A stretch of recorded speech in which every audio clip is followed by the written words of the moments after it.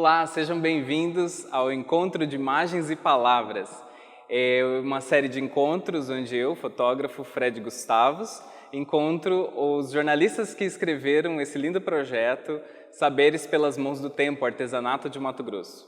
E hoje estou aqui com Lidiane Barros, jornalista e mestre em cultura contemporânea pela UFMT, que participou desse projeto. Obrigado por estar aqui, Lidiane. Seja bem-vinda. Obrigada. E eu penso, Lidiane, nesse encontro como um momento da gente rememorar essa jornada, né? Que foram 3 meses de pesquisas, né, em 2019, né, indo ao encontro desses personagens que fazem o artesanato e são ícones do artesanato no Mato Grosso. Né? E eu fico pensando que as pessoas têm como uma forma de pensar que uma imagem vale mais que 1000 palavras. E eu fico pensando, será que não seria legal a gente pensar, né, o contrário disso, quando as palavras constroem essas imagens? E eu vejo isso muito forte no seu trabalho, né, como jornalista, de, pelas palavras, fazer essa construção de imagens, de cenários. Eu queria saber de você, assim, nesse fazer da escrita, por que é que você escreve, o que te motiva, né, e te levou à escrita? E aí a gente vai entrando um pouquinho no seu processo criativo também. Então, se você pudesse apresentar como foi esse entrar para a escrita, né, para o jornalismo. E primeiro eu quero agradecer, né, o seu convite e o convite do SESC também para participar desse projeto com vocês. E eu acho que eu me tornei uma jornalista porque eu gosto de ouvir e contar histórias, né? Eu acho que essa é a proposta, né, desse projeto do SESC, de contar as histórias dos artesãos de Mato Grosso, né? E é um registro oficial, né, de uma linguagem artística, de uma manifestação artística tradicional, popular, né, e que precisa de visibilidade, né, especialmente agora, né, com o avançar do tempo e quando se prioriza a produção em série, né? Então, eu acho importante esse trabalho que vocês estão desenvolvendo, né? Para conservar esse legado, né?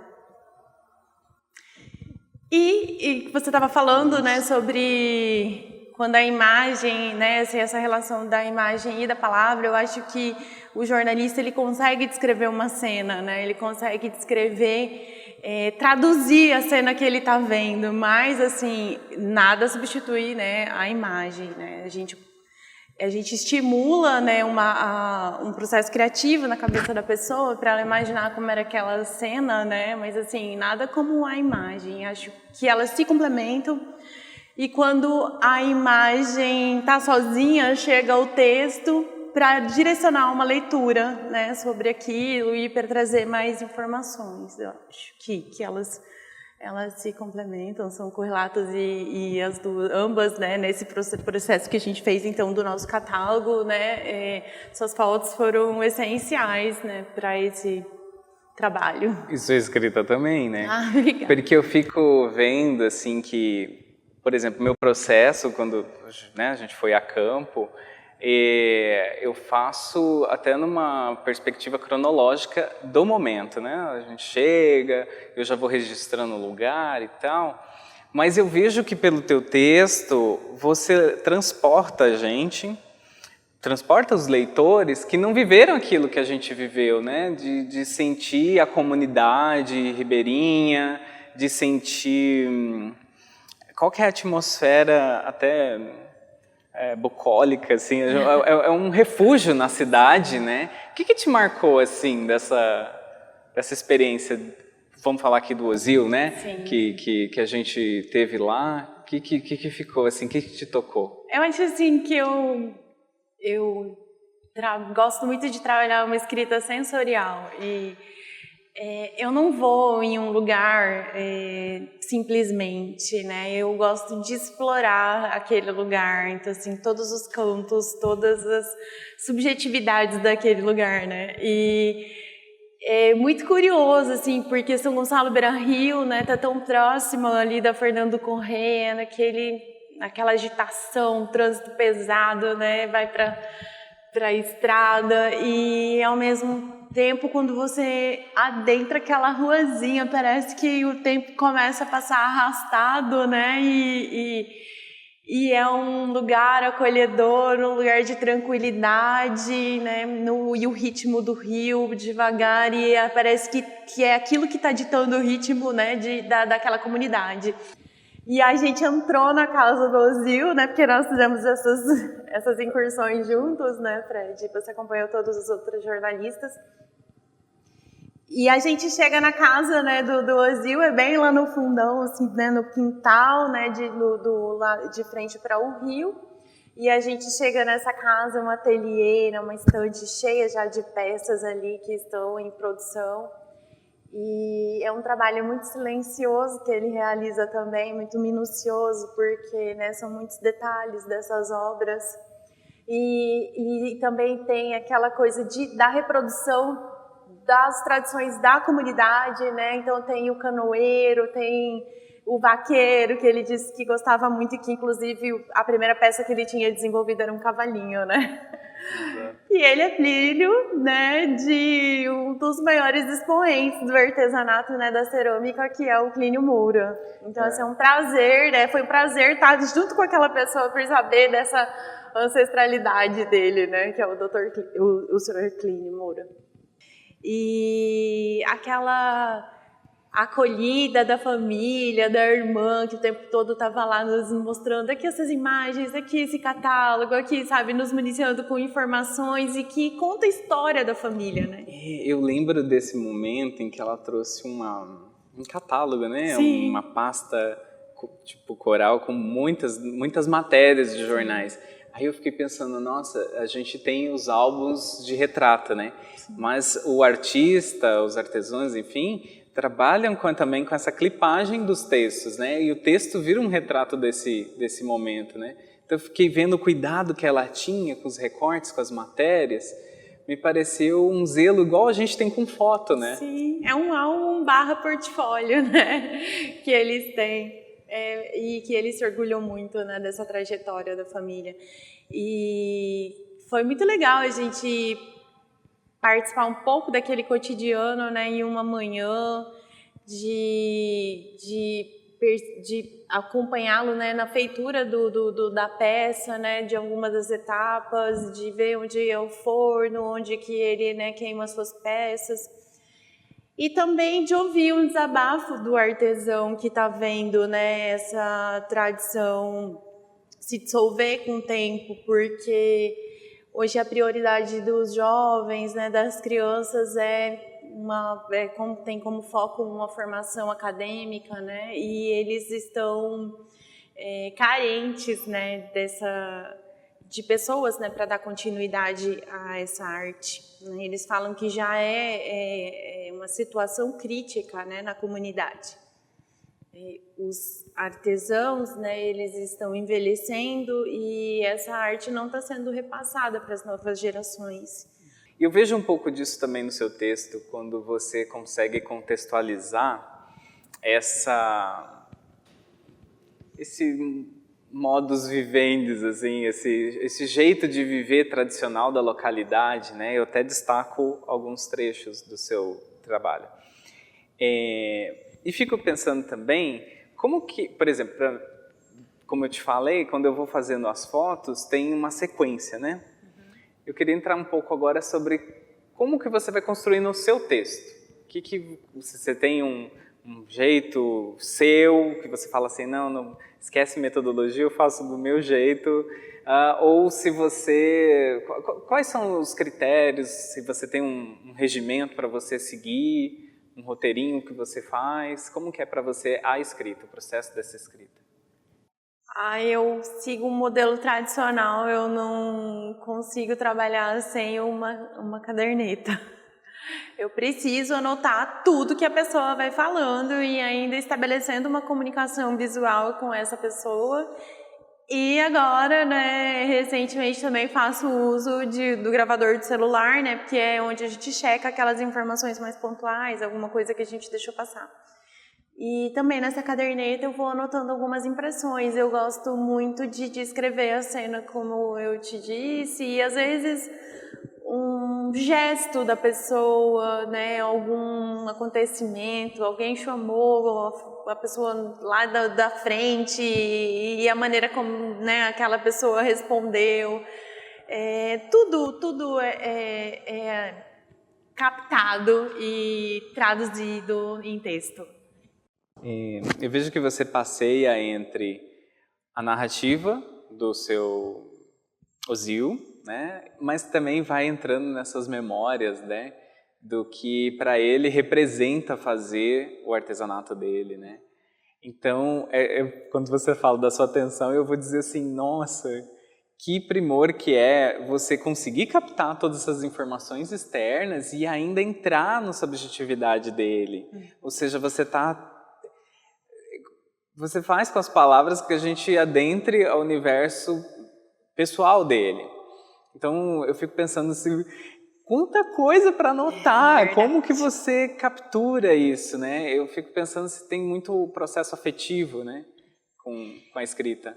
É que eu aprendi, assim, com a minha vivência, né, que eu atuo no jornalismo cultural desde 2001, né? Então, eu sempre tive muito apreço pela cultura popular, né? Eu passei por várias vertentes, mas é uma coisa que me chama muito a atenção, é essa relação afetiva mesmo que eu desenvolvi com as manifestações populares. E eu valorizo muito aquela pessoa, a história daquela pessoa, então tudo me emociona, sabe? E principalmente o resultado de todas essas emoções que eu acho que eles trazem para as suas obras, entendeu? Eu acho que o Ozil, então, ele falou pra gente da infância dele, né? E a gente vê como esse período foi marcante para a produção de hoje, né? O que ele continua produzindo reflete, né, a comunidade dele, os personagens da comunidade dele, a religiosidade que também é muito marcante, né? Muitos santos por conta até da herança do pai Clínio Moura e das coisas que ele gostava, que ele vivia quando criança, né? Isso é bem emocionante, assim, ouvir essas histórias, né? E que a gente não viveu, mas que a gente vive quando escuta, né? Que legal, né, Lidiane? Isso que você traz é como assim, para mim como fotógrafo, eu fico pensando, nossa, o tempo todo o operador é o olho, né? E para a escrita o tempo todo é a escuta, né? Então, acho que é um grande aprendizado a gente ver o quanto o sensorial da gente está envolvido, né, com o nosso fazer. Muito, muito, muito obrigado pela sua presença, por ter trazido esse momento da gente relembrar como foi gostoso a gente ir, né, nessa jornada que é sempre inusitada, né? Sim. Sempre inusitada. Obrigado pela sua presença. E vamos reforçar que vocês podem fazer o download deste catálogo, ter acesso a todo o material dele, os textos, as personalidades que aqui estão, pelo site do Sesc Mato Grosso e podem visitar a exposição, né? Está toda virtualizada, acessível, onde você estiver a qualquer momento, pelo celular, pelo computador. Sejam muito bem-vindos a Saberes pelas Mãos do Tempo. Olá, sejam bem-vindos a mais um encontro entre imagens e palavras. Estamos aqui na Galeria do Sesc Arsenal, na exposição Saberes pelas Mãos do Tempo. Eu sou o fotógrafo Fred Gustavos e a cada novo encontro a gente traz aqui um escritor, um jornalista, né, que esteve com a gente nesse projeto, nessa jornada, documentando essas personalidades que são contempladas na exposição e também no nosso catálogo Saberes pelas Mãos do Tempo, Artesanato de Mato Grosso. Hoje eu recebo aqui um amigo também dessa jornada, dessa pesquisa linda que nós fizemos, que é o Santiago Santos. Ele é jornalista, escritor. Santiago, o fazer fotográfico geralmente envolve esses conceitos narrativos, né? Porque a gente sempre quer falar pelas imagens de uma dimensão que não está posta na imagem fixa, né? A gente sempre quer fazer uma profundidade na leitura da imagem, trazendo a questão temporal, né, do cenário, do contexto e do perfil dos personagens. Eu gostaria de saber de você, assim, na sua escrita, como é esse processo criativo seu e quando começou esse afeto com a escrita também. Falar um pouco da sua história e um pouco quais são os seus segredos de escrita. Ih, vai longe, então. Olha, para esse projeto específico, né, que o SESC nos convidou para fazer, é uma coisa que no meu trabalho de ficção eu posso me dar uma liberdade de ir para onde eu quiser, de jogar aberto e não ter amarra nenhuma. Só que como a gente está contratado para escrever a história de alguém, para escrever sobre o saber de alguém, a gente tem que colocar um limite nisso, né? Eu até gosto de fazer, quando é uma coisa mais solta, assim, um trabalho de jornalismo mais solto, assim, eu não gosto de gravar no gravador, como é comum, costumeiro fazer, né? Então eu prefiro pegar essa coisa da impressão, assim, ir mais no instinto, fazer umas perguntas fora do roteiro que a gente cria na cabeça, né? E anotando só as coisas mais, os pontos fulcrais, assim, que eu vou voltar para construir essa narrativa depois. E aí quando você senta para escrever, o começo que você tinha pensado antes já virou outra coisa, e você vai para o meio e volta. Mas é claro que aí você tem que adequar o texto no final a uma coisa que seja legível, que não seja lírica demais, ou que tente chegar ao ponto que precisa chegar, né, para passar aquela ideia. Então, nesse caso desse projeto, você foi comigo para 3 entrevistas, né, e cada uma delas resultou em textos muito diferentes, em processos de apuração muito diferentes. Né, com uma pessoa a gente teve só uma conversa, um bate-papo naquela tarde e acabou ali. Com outra a gente teve outra interação posterior, né, com o seu Eudes lá em Bela Vista, que a gente voltou para tomar o canjinjim, né, e com a dona Nícia eu tive uns contatos posteriores também para aprofundar um pouco o que eu precisava escrever. Então, assim,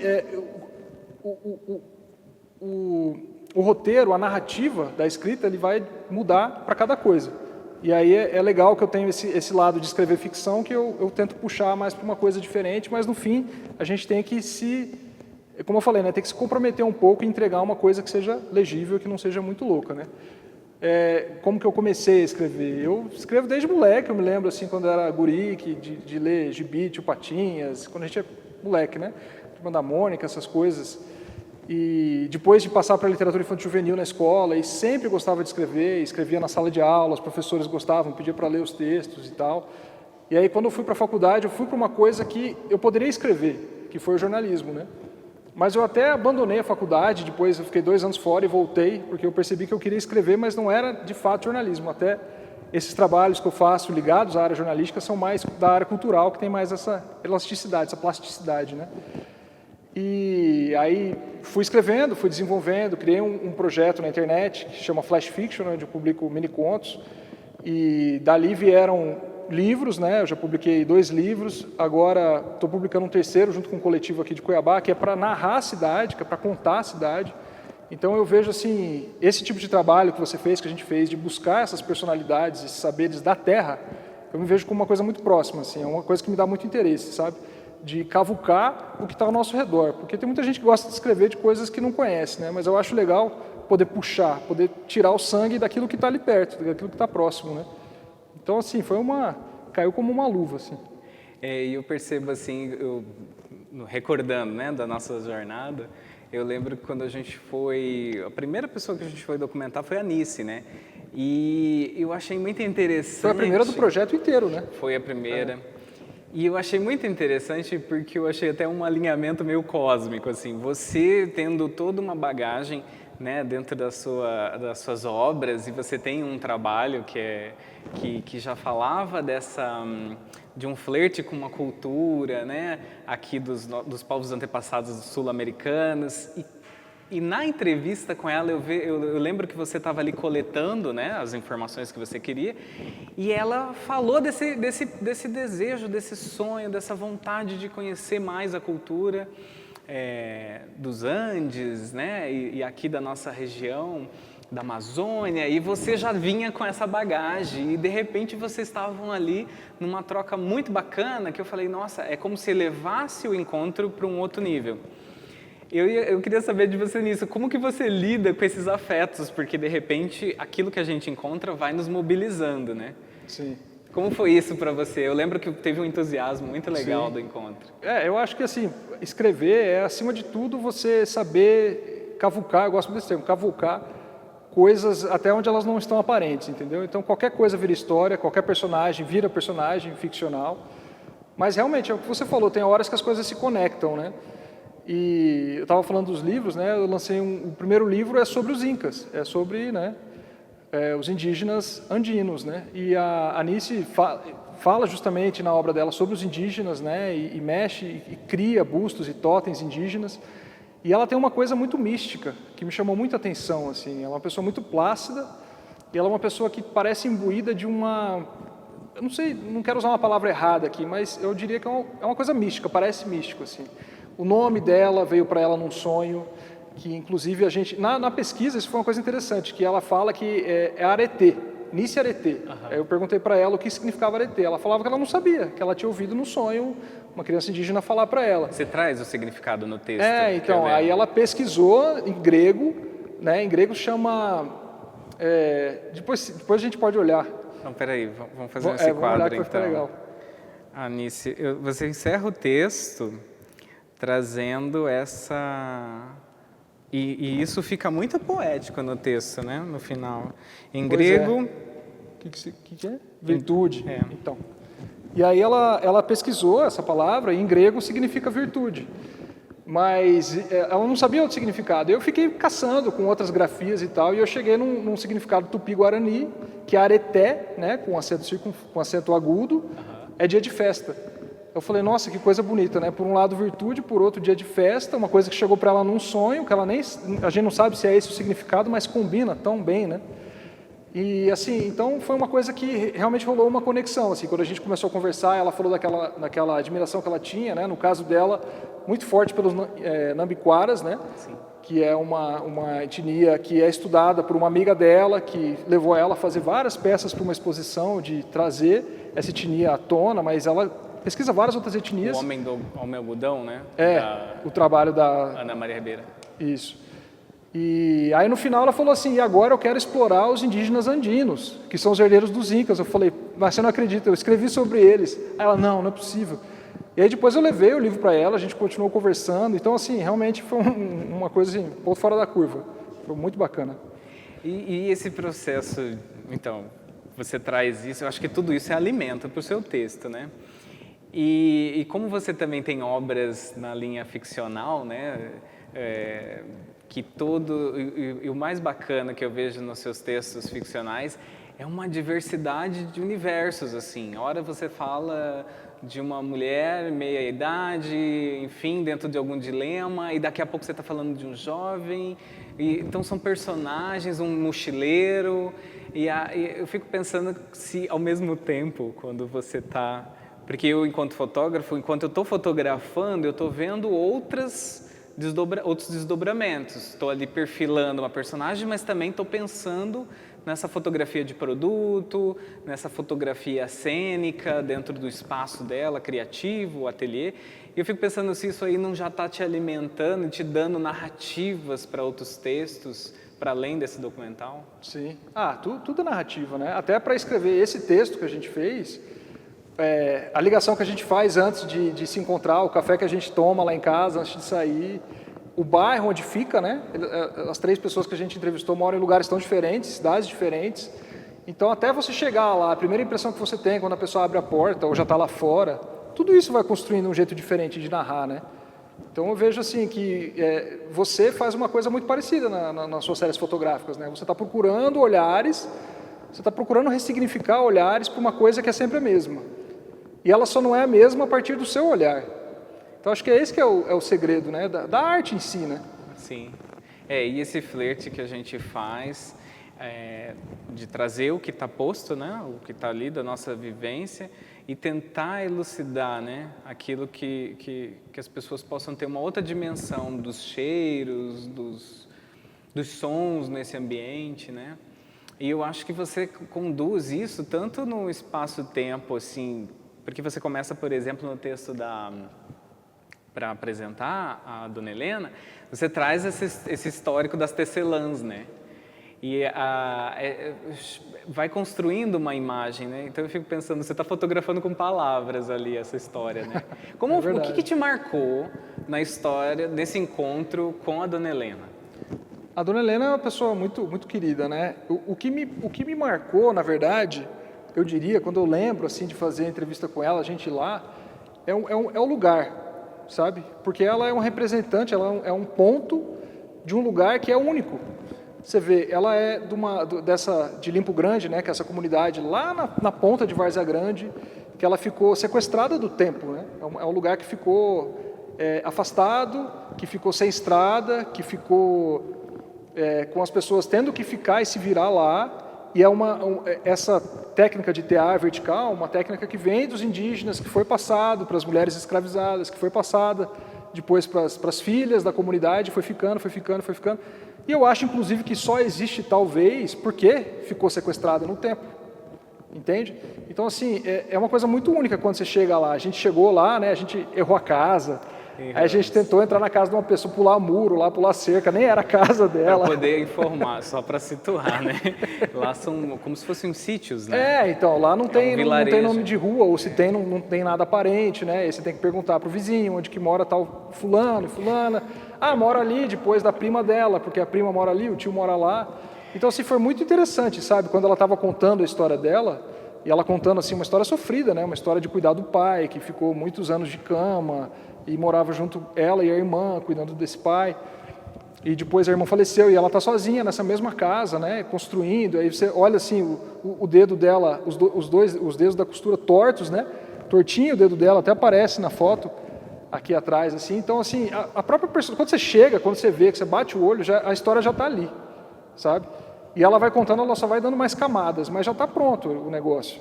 A história já tá ali, né? Como você falou, a gente tem que se ater no trabalho jornalístico a contar a realidade. Eu não posso viajar na maionese, né? Só que dali eu posso tirar muita coisa, posso tirar muita história. E é esse prato cheio de informações, de histórias, né? E ela, por viver ali, né, num reduto solitário, assim, me pareceu a grande expressão da Mulher Maravilha, assim, porque ela é realmente autônoma ali, né? E de grande coragem, assim, mostra uma mulher com uma personalidade muito forte, né? E é muito bom rememorar essa personalidade que a gente encontrou, né, da Dona Helena, uma mulher forte, né, e que deixa esse exemplo para a gente de força, de criatividade, né, e de resistência, né, com a arte dela. Muito bom ter você aqui para relembrar tudo isso e compartilhar um pouquinho dos seus segredos de escrita. Convido a todos a fazerem o download do nosso catálogo, Saberes pelas Mãos do Tempo, Artesanato de Mato Grosso, e visitar a exposição virtual, né, dentro do site do Sesc Mato Grosso.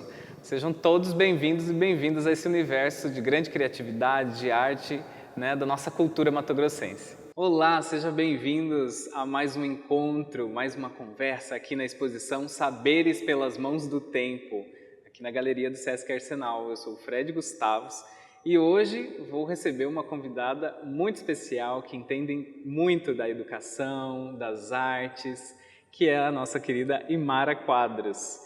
Imara é doutora em educação e trabalha, né, lecionando artes visuais, professora de artes no IFMT, Instituto Federal de Educação de Mato Grosso.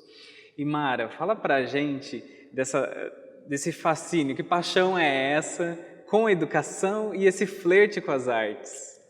Nossa, é um flerte antigo, né, obviamente, pelo meu próprio tempo.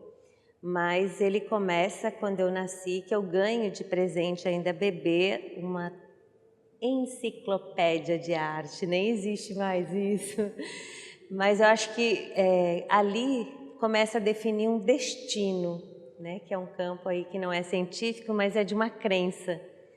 E com 6 anos, filha de professora, 40 horas de uma escola pública, ela não sabia o que fazer comigo para não ficar solta. Me colocou numa escolinha de artes chamada Carlos Baroni, em Passo Fundo, na cidade que eu nasci, que era uma escola de arte pública. Bastava você apresentar um comprovante de matrícula de escola pública e você podia frequentar. E aí eu sou apresentada ao mundo da arte porque minha mãe não sabia o que fazer comigo, Fred. Mas é o meu grande presente, poder conhecer esse universo, que se não fosse isso, eu jamais teria encontrado essa escola, que eu entro aos 6 anos de idade e só saio quando eu entro para a Faculdade de Educação Artística. que hoje nem se chama mais assim, já é arte e educação, né? Sou antiga pra caramba mesmo. E a questão da educação, né, nesses dois eixos de arte e educação, por ser filha de professora, eu frequentava muito a escola por conta da minha mãe e fui brincando de escolinha. Abri até no porão de uma casa de uma vizinha que me cedeu a escola do tema de casa. E assim, caminhando com a escolinha, brincando de escola, ajudando as crianças da rua a fazer o tema de casa, eu mal sabia que eu estava, sim, desenhando o meu destino. Aí eu escolho a arte como formação, logicamente, como todo graduando, fiquei na dúvida entre ser artista, ser professora, ser artista, professora, mesmo depois de formada, mas é o processo criador, cujo qual é minha paixão maior, que faz com que eu descubra que possibilitar essa mesma vivência criativa, essa experiência criativa para as pessoas era o meu forte, a minha potência. E aí eu vou para a educação, e eu costumo até dizer que eu não sou artista, né? Porque eu não vivo da produção artística, do mercado, e nem dessa produção maluca, que às vezes a gente tem que atender para pagar contas, como qualquer outro profissional na vida, né? Então, como professora, eu consigo produzir arte para me manter a chama acesa, para que eu não seja uma professora empoeirada, cheia de teia de aranha, mas que eu possa ser atual dentro, né, de toda a limitação de uma pessoa que já viveu bastante e está nesse tempo agora. Então, a arte e a educação nascem dessa forma, né?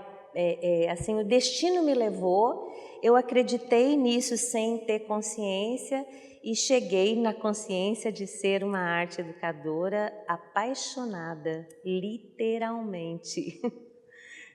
Esse seu compromisso, né, de estar aí num ofício que é despertar criatividade e manter essa chama acesa, produzindo arte junto, né? Você, né, dentro dessa ciência da educação, pode falar para a gente um pouco sobre o que é fazer a artesania, a manualidade, a arte promove enquanto desenvolvimento do sujeito, do humano, para além dessa coisa tátil? Que parece que a gente tem uma visão muito, manualidades é desenvolver o tato, mas não parece ser só isso, né? A mão, né, independente assim, de qual labuta, de qual trabalho ela vai desenvolver, ela é essencialmente parte humana, né? A história da humanidade é contada pelas mãos. Então, a mão, ela é uma potência que nós temos do fazer, onde aquele saber fazer vai responder na concretude da coisa, né? Da experiência mesmo. Então, a mão, eu até costumo deixar claro na escola que eu trabalho com as mãos. Não é que a gente não possa trabalhar com uma imagem digital, por exemplo. Eu brinco, ela também é feita com a mão, né? Ela também vai no teclado, ela também vai na mesa digital, ela também trabalha ali. Mas a mão, quando eu falo que ela é um canal entre tudo o que o ser percebeu e se ligou, né? Armazenou, parou para pensar, para amar, para odiar, para gostar mais ou menos. Aí ele faz as misturas, né, dentro de si, manda o comando para a mão, e a mão diante de uma matéria bruta, seja uma folha em branco com um lápis, seja uma argila, seja um barbante, seja madeira, a mão vai dando forma, né? E vai dando depois o conteúdo do que ele quis expressar. E independente do que ele quis expressar, toca na alma das pessoas. Aí já é uma outra figura que eu amo muito, que se chama Bachelard, que é um filósofo da imagem, que ele diz que uma alma toca a outra alma, que é aquilo que a gente não sabe explicar, sabe, Fred? Mas que te faz apaixonado, seja por um filme, seja por uma foto, seja por um prato, seja por um trançado, seja por uma cadeira de urubamba, uma rede lavrada, não importa, aquilo você fala assim, nossa, nossa, né? Você sai assim, leve com aquela afeto, com aquela presença do feito à mão. Então, acho que a mão é uma potência ligante entre o ser e o mundo, e entre o mundo e as pessoas e o resto todo que existe, né? Filosofando um pouquinho. Que delícia. Nossa, eu viajei agora. Não, eu estou encantado com você falando, porque você leva a gente pro raciocínio filosófico, mas dentro de uma poética muito legal, assim, né? Você traz arte até no discurso, assim, eu tô emocionado. Mas a arte faz isso, Fred, né? Quando você permite, quando você estabelece esse contrato, né, com a arte, ela te permite, ela te oferta uma carteirinha que a sua alma, né, povoando o seu ser, ele sabe falar, porque ele sabe sentir, né? Então, assim, isso é muito interessante da arte. Eu acho que a arte, nesses anos todos, que eu iniciei aos 6 anos e estou com 58, me ensinou isso, né? É a felicidade. Nós tivemos aqui a Ludmila Brandão e a gente chegou até a tocar nesse assunto dessa perspectiva saudável da saúde que a arte promove, e também nesse aspecto de libertação do humano, né? Dentro dessa perspectiva contemporânea que a gente tem, a gente fala muito que as crianças estão muito conectadas com a tecnologia, distante da sensação de mundo, de uma outra... vou explicar por que eu falo disso. É porque eu li uma matéria recente falando de crianças dessa nova geração com fobia à natureza. Tem até uma nomenclatura para isso.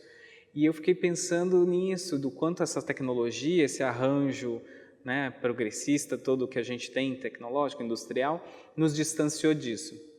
O que a educação pode dizer sobre essa reconexão, se estamos ainda em tempo de salvar o sensível, ou se isso não está tão arriscado? Qual é a tua percepção diante disso? Então, acho que nessa pergunta que você me faz, tem muitos pontos, né, para serem costurados, e ficaria até impossível a gente falar de todos eles aqui. Então, eu vou escolher um que são os padrões, né, os estereótipos que não só em algumas situações nos são impostos, mas o que eu acho mais crítico dos estereótipos é que a gente os recebe, os acolhe e eles passam a ser, né, a gente mesmo, sem nenhuma crítica, né, que já é a falta de sensibilidade aí. Então, dentro desse contexto maior que eu te dei agora, se eu olhar para dentro da escola, a arte, ela ainda não é compreendida no seu todo, na sua imensidão, né? Porque ela é imensa, afinal, ela é uma área de conhecimento aí dos primórdios humanos, né? Então, assim, não é qualquer coisa. Então, a arte hoje, na escola, por exemplo, ela é vista como algo para o Enem agora. Isso enrijece, endurece a arte e limita num cercadinho mínimo, micro. A outra questão há muitas discussões sobre a arte, né, em todas as instâncias, sejam políticas, religiosas, enfim. Tirando essa dimensão da sensibilidade, da criatividade e inclusive da crítica, porque a gente não tem, talvez, compreensão desse elemento crítico, achando que a crítica é uma crítica política, é uma crítica religiosa, né? E transcendendo a qualquer limite, a arte, ela promove as pessoas esses eixos, né? Sensibilidade, criação e crítica, independente do nosso querer. Ela é a crítica dentro do meu contexto pessoal. Cada um parte de si para externar. Então, não há problema nisso, as famílias podem transcender, as escolas podem transcender isso. Mas dentro da escola ainda há, dentro desse campo do estereótipo, a coisa do ensina-se algo que seja fácil, porque a aula de arte tem pouca carga horária, o espaço é pouco, o professor tem poucas horas, e agora ela nem é mais parte forte da escola, ela já pode ser apenas uma atividade, né? Ela já não é mais uma disciplina dentro de um contexto, vai muito mais de uma política interna agora da escola. Considerando esses pontos, se eu olhar para a criança, ou mesmo adolescente ou adulto, se ele tiver essa dimensão, né, de uma educação que tome a arte como foco e que tome a mão como foco, isso o ajuda para além do ser que pode amar fazer arte, ou um ser que sabe e tem prazer de apreciar a arte, né? De se deleitar pela experiência, de olhar e do encantamento de ver como que é e saber como que é. Isso o prepara como humano, que é isso que transcende. Esse humano, ele pode ser médico, ele pode ser engenheiro, ele pode ser político, ele pode ser pastor, o que ele quiser. Se ele tiver a arte dentro dele, como um dos princípios, e não só mercadológico, não estou falando de comprar, adquirir, eu estou falando de viver a experiência, né? Saber se dar a essa experiência da arte, seja na expressão ou na apreciação, é fundamental. Quem me ensinou isso foi um médico que eu trabalhava no ateliê de uma professora minha e ele frequentava 2 vezes por semana e era o único frequentante que não pintava uma tela, mas pintava num papelão. E aquilo, eu sou muito curiosa, e eu não aguento, eu pergunto, e por que você está aqui, pintando num papelão? Se os homens, na sua idade, agora, neste horário, ou eles estão jogando futebol, ou eles estão no happy hour. E aí ele disse para mim, porque eu preciso me equilibrar. Eu sou um médico cirurgião que tenho que usar a razão. E me falta o emocional, a sensibilidade, para eu ser uma pessoa equilibrada dentro de mim, né? Com a minha família, comigo mesmo. E aí aquela resposta fez eu entender a grandiosidade, além do ser artista, mas de aprender a arte, viver a experiência da arte, seja ela na expressão, na apreciação, como fundante para a sensibilidade humana. Que lindo. O convite a uma arte consciente também, né? Do que ela pode operar e o que ela permite a gente vivenciar, né? E Mara, muito rico isso que você traz, né? Dessa perspectiva libertadora, do desenvolvimento humano, né? O quanto a educação com a arte pode promover essa transcendência, né? Crítica, criativa, desenvolve, né? Em muitas potências. Esse é o convite para vocês. Visitem a exposição, seja ela presencial ou virtual. Saberes pelas Mãos do Tempo você pode acessar da sua casa, pelo site do Sesc Mato Grosso, né? Ter acesso aos textos, às imagens, os vídeos. E Mara, mais uma vez, obrigado pela sua presença. Querida. E tocamos aí a vida com mais arte, inspirados, né? A construir esse mundo melhor, mais belo, né? Obrigado a todos. Eu que agradeço.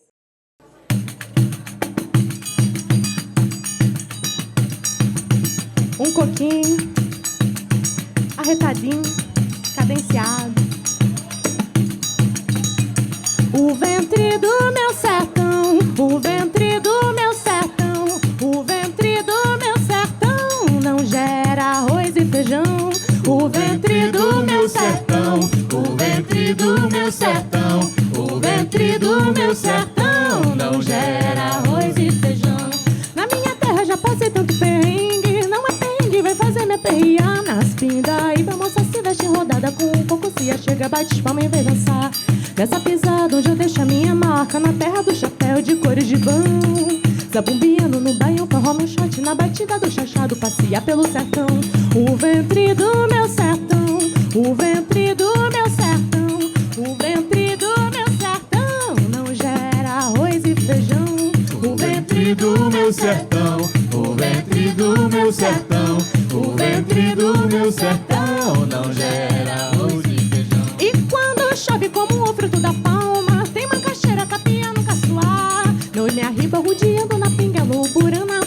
Catingueira e Coroá. Nessa pisada onde eu deixo a minha marca, na terra do chapéu de cores de bão. Da bombeando no baião, forró no shot, na batida do jachado, passear pelo sertão. O ventre do meu sertão, o ventre do meu sertão, o ventre do meu sertão não gera arroz e feijão. O ventre do meu sertão, o ventre do meu sertão, o ventre do meu sertão não gera arroz e feijão. Na minha terra já passei tanto perrengue, não é perrengue, vai fazer me aperrear. Nas Pindaíba, moça se veste rodada, com o coco se achega, bate palma e vem dançar.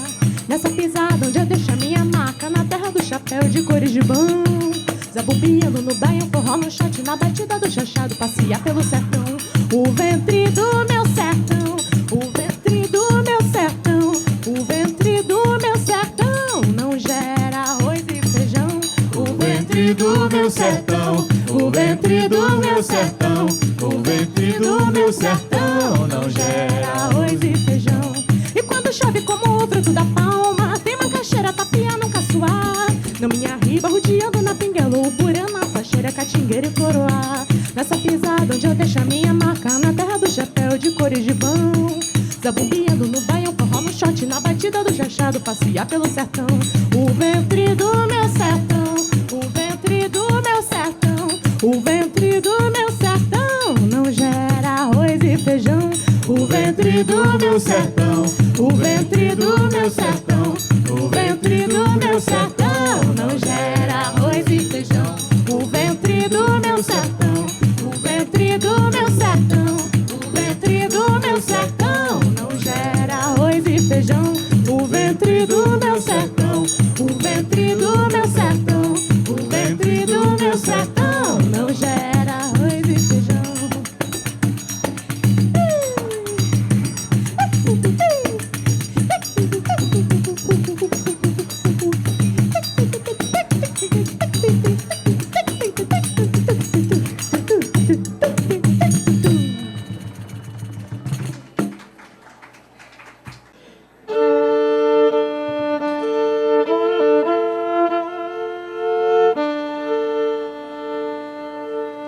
Solidão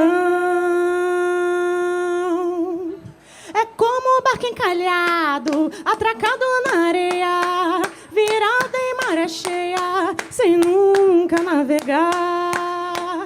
De frente pro mar, o vazio na imensidão, suas costas sentindo clarão, sem nunca poder enxergar. Se a maré virou, não verá. Se a maré virou, não verá. Se a maré virou, não verá. Se a maré virou, não verá. Tá lindo!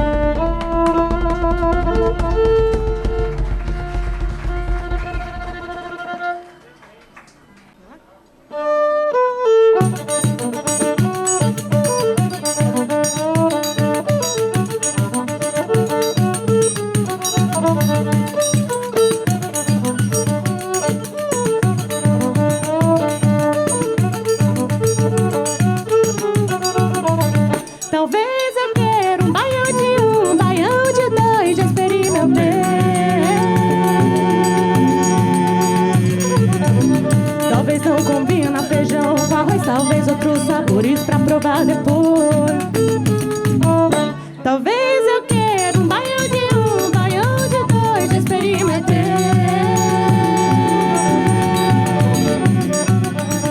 Talvez não combina feijão com arroz, talvez outros sabores pra provar depois. Talvez só feijão, talvez só arroz, talvez eu desgoste do baião de dois. Talvez só arroz, talvez só feijão, talvez apenas um baião.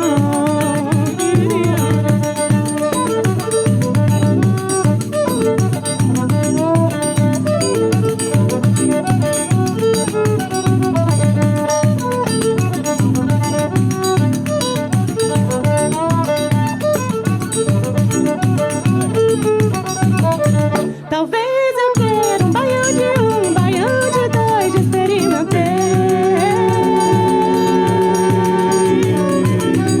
Talvez não combina feijão com arroz, talvez outros sabores pra provar depois. Talvez eu queira um baião de um, baião de dois, já experimentei. Talvez não combina feijão com arroz, talvez outros sabores pra provar depois. Talvez só feijão, talvez só arroz, talvez eu desgoste do baião de dois. Talvez só arroz, talvez só feijão, talvez apenas um baião.